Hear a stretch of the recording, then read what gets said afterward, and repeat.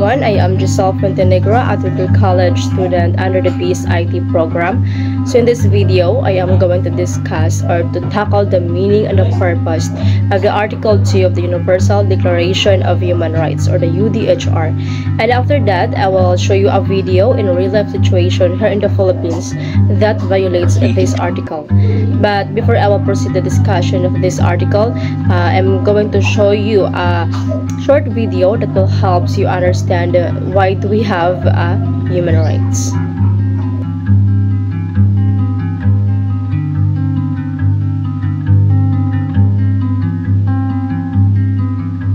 Why do we have human rights? Because without human rights, those who were unlucky enough to have been born to a poor family will never have the opportunity that you have today. Born poor, you will remain poor forever. Yan ang magiging lipunan natin kung walang human rights. Because human rights is all about leveling the playing field. Kaya nga equality Na kahit sino ka man, dapat mabigyan ka ng pagkakataon na maiangat ang buhay mo.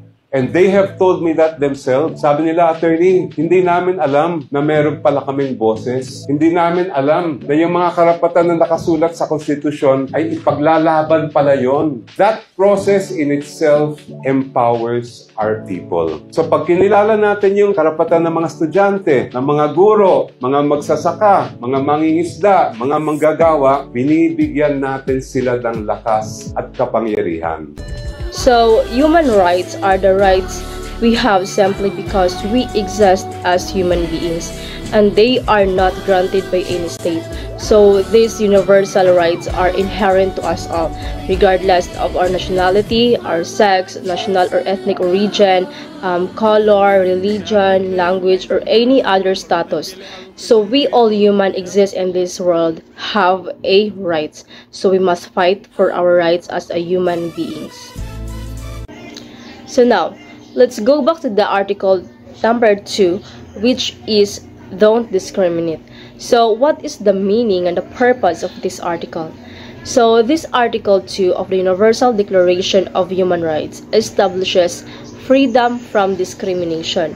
So meaning everyone is entitled to all listed rights without distinction based on race, color, sex, religion, political opinion, national or social origin, property, or birth.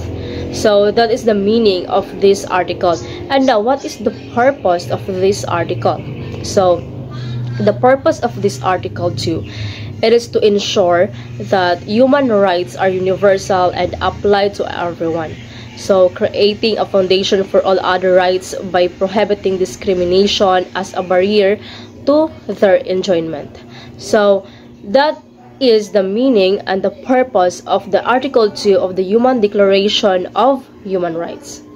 So this time, I will show you a videos, as what I've said earlier, that I will show you a video that violates these articles, or videos of someone who experienced such discrimination in our country here in the Philippines.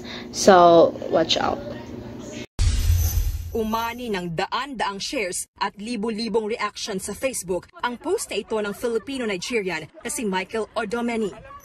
Nakaranas umano siya ng diskriminasyon sa isang restaurant sa Quezon City. Kwento niya, April 30 nang kumain siya kasama ang mga kaibigan sa naturang resto. Pero bago umalis, nagulat siya sa nakitang note sa dulo ng resibo na tinawag siyang kulot at kamukha raw ni Blackjack. Bagamat ibang spelling sa kilalang si Blackjack, tila ang Filipino-Jamaican singer at comedian na pumanaw noong 2016 ang tinutukoy na nagsulat sa resibo. Na-realize ko na hindi kami close ni ate. Para lokoy niya ako ganun. Ma'am, for the longest time here in the Philippines, na ganito, I know I'm different, no? Hindi yun yung first time na lolokohin ako. Pero nasa ako, nasa desente akong kainan, I don't think I deserve this kind of treatment. Sinubukan naman daw kausapin ng mahinahon ni Michael ang staff ng restaurant. Pero mas nadismaya siya dahil tila binaliwala lang siya ng mga ito. Sobrang kalmado ako that night. So tinanong ko siya, nag-send ba ako sa'yo ng bad vibes? Kasi para sabihin mo yan, anong rason mo, bakit mo siya ginawa? Tapos sabi niya, wala lang po. Medyo dun ako nalungkot na, wala lang. So feeling ko, nagloloko lang siya or nangaasar lang siya or nambubuli lang siya at that moment. Viral ang panenermon ng isang TNVS driver sa kanyang pasaherong miyembro ng LGBT community. Ang driver pinatalsik na sa ride-hailing app dahil sa kanyang inasal. Nasa frontline ng balitang yan, si JC Cosico.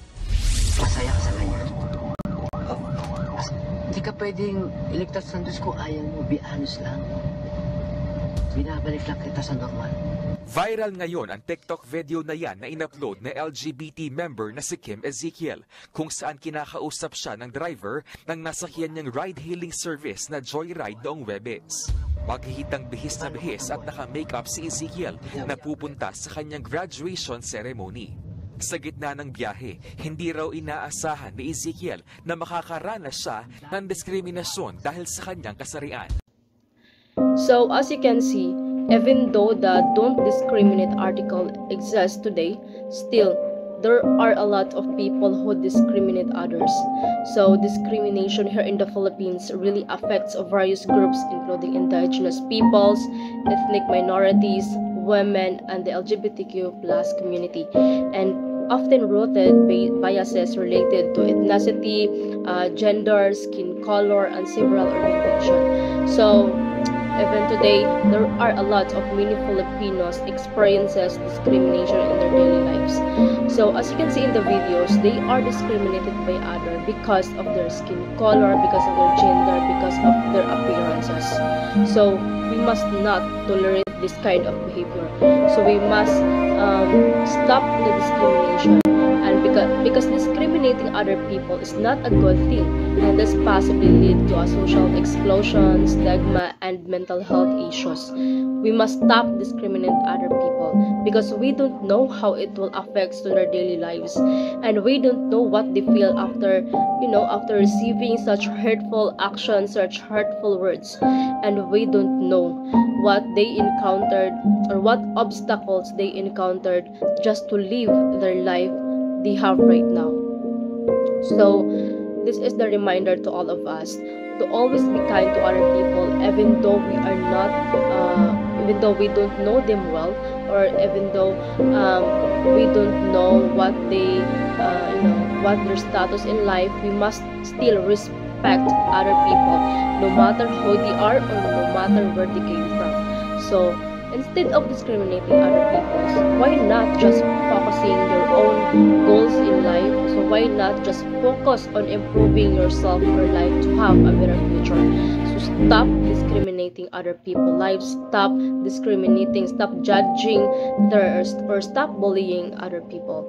So we must help each other to stop this such discrimination. So it's better to help each other by respecting each other. So that's a very big help to all of us, and so we must not tolerate this kind of doings, because this is not a good thing and this is not helpful to other people.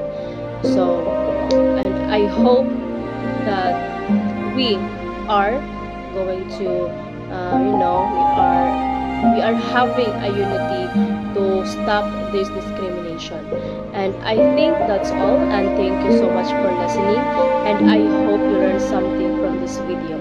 And once again, I am Giselle from The Negro.